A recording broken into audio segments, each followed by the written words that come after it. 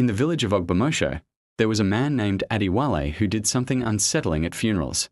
While others wept and mourned for their lost loved ones, Adewale would stand at a distance, a wide, unnerving smile stretched across his face. Sometimes, a soft chuckle would escape his lips, not a sound of madness, but one of deep, private amusement. The villagers found it deeply disturbing. How could any man find joy in the face of such profound sorrow? Children, seeing his strange smile amidst the tears, would often hide behind their mother's wrappers, whispering about the man who smiled at death. The adults, in hushed tones, would trade theories. Some believed he was cursed, a man touched by a malevolent spirit. Others thought grief had long ago shattered his mind, leaving him in this state of perpetual, inappropriate happiness.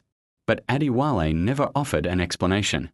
When confronted, he would simply nod, his smile never faltering, and walk away, leaving a trail of confusion and fear in his wake.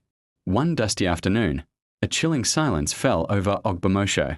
The village's most skilled hunter and protector, a strong man named Adewale, had not returned from forest. Adewale was the shield of the village. His arrows flew truer than any other, and his knowledge of the dark woods kept dangerous beasts at bay. He had a wife, Funk, and a young son, Adewale, who adored him. The villagers organized a search party, their hearts heavy with a shared dread. For 2 days, they combed the dense forest, calling his name until their voices were hoarse. On the 3rd morning, they found him near the ancient baobab tree, not by a wild animal, but by the venom of a black mamba. A single, dark puncture mark on his ankle told the tragic story. The news hit Ogbomosho like a physical blow. The village had lost its guardian. Funk's cries of anguish echoed through the quiet huts, a sound that broke every heart that heard it. Plans for Adewale's funeral began immediately. He was a hero, and his passing demanded a ceremony of great honor and even greater sorrow. The entire village prepared to mourn the man who had kept them safe for so long. But as they prepared, a single, cold thought crept into their minds: Adewale. Would he dare to come to the funeral of a man so vital to their community? And if he did, would he smile? The thought of his cheerful face at Adewale's service filled them with a mixture of anger and dread. On the day of the funeral, the air was thick with grief. The villagers gathered under the sprawling branches of the great iroko tree at the center of the village. They wore somber, dark-colored garments, their faces etched with the pain of their collective loss. Adewale's wife, Funk, sat on a small stool, her body trembling with silent sobs, while his son, Adewale, clung to her, his small face buried in her lap. The village drummer beat a slow, mournful rhythm that seemed to sync with the sorrowful heartbeat of the community.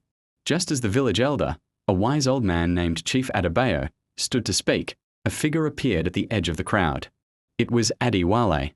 He was dressed in his usual simple tunic and worn leather sandals, standing apart from the main group of mourners. All eyes turned to him. A tense silence fell over the gathering, the drumbeat faltering for a moment. They watched, their breath held, waiting for the inevitable, horrifying smile. And then it came. As Chief Adewale began to recount Adewale's bravery and the great loss his death represented, the corners of Adewale's mouth began to twitch upwards. A slow, deliberate smile spread across his face, a look of serene satisfaction. A collective gasp rippled through the crowd.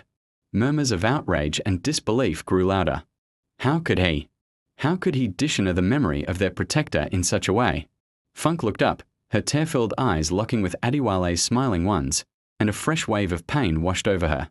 Unable to contain their anger any longer, 2 of Adewale's closest friends, muscular men named Io and Femi, broke from the crowd.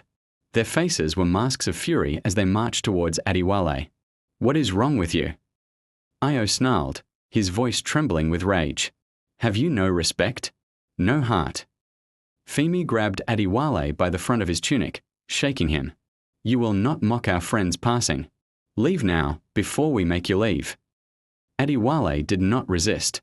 He simply looked from Io to Femi, his smile unwavering. For the first time, he spoke, his voice calm and steady, cutting through the tense air.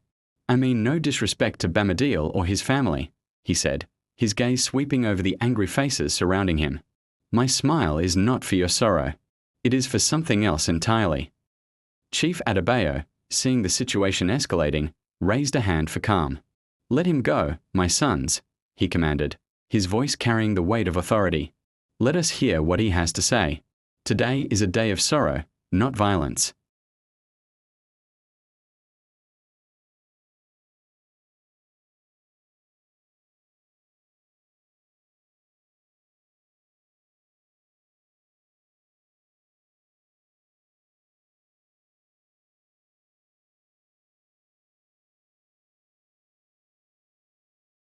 He paused, letting his words sink in.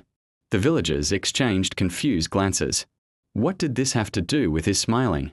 As I stood by my father's grave, Adewale continued, an old woman I had never seen before approached me. She was frail, her face a map of wrinkles, but her eyes were bright and clear. She did not offer condolences. Instead, she whispered something to me.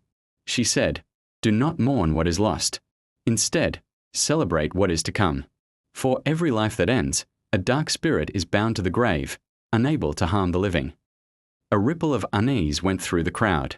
This was an old, dark superstition, a tale whispered to frighten children, not something a sane person believed.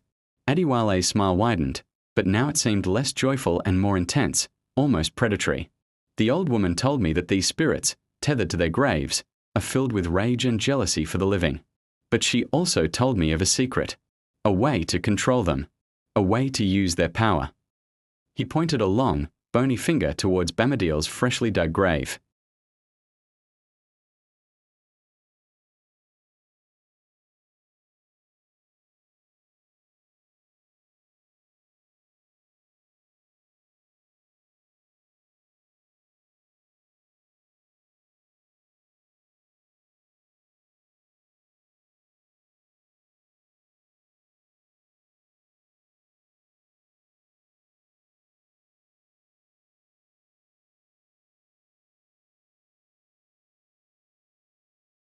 Imagine the power he will bring me. He will hunt for me in the spirit world, bringing me treasures you cannot even fathom. His strength will become my strength. Horror dawned on the faces of the villagers. This wasn't madness. It was something far worse. It was a calculated, malevolent act of spiritual theft. He wasn't laughing at their grief. He was feeding on it. He was using their deepest moments of sorrow to amass a legion of the dead.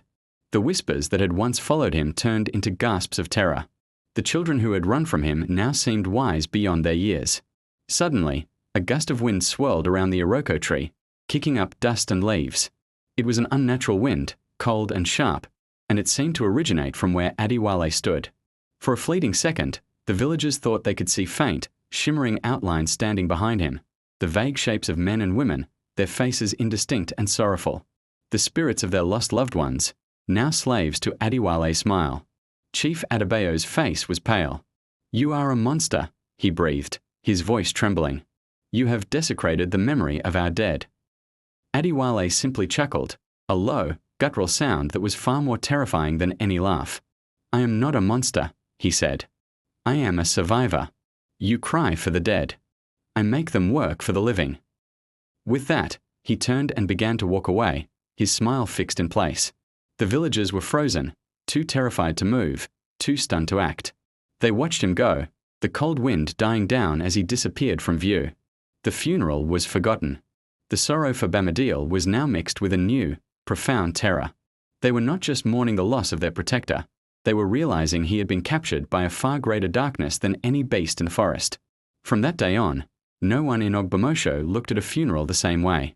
The sound of weeping was now accompanied by the fearful glances towards the edge of the village, wondering if Adewale was watching, smiling, and waiting to claim another soul for his spectral army.